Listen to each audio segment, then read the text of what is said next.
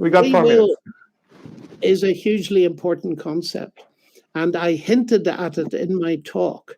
I said one of the things that Genesis makes very clear to us is that human beings have at least a certain freedom of choice that makes them moral beings.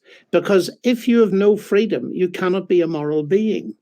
And that's why most of us believe that we have some degree of freedom because we are moral beings. Now, I know there's a whole range of thinkers that deny the actuality of free will, like the late Stephen Hawking and so on.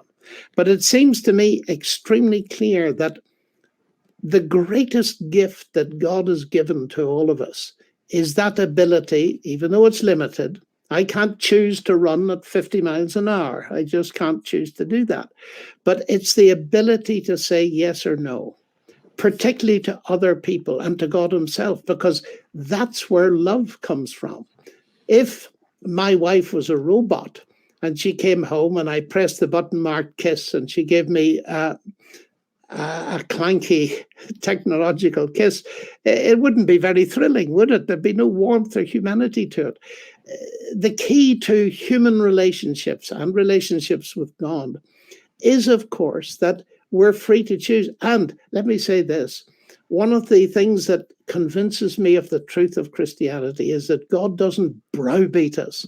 He's not a totalitarian God. He gives us free choice. He sends His Son into the world who shows us what the love of God is by His dying and rising again. But if we choose to ignore Him, He loves us so much He'll accept that, even though it pains Him.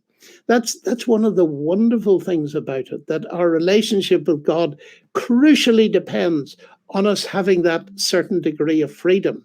Now, if you're not satisfied with that, I've written a big book on it. I'm sorry to tell you. It's called Determined to Believe, ?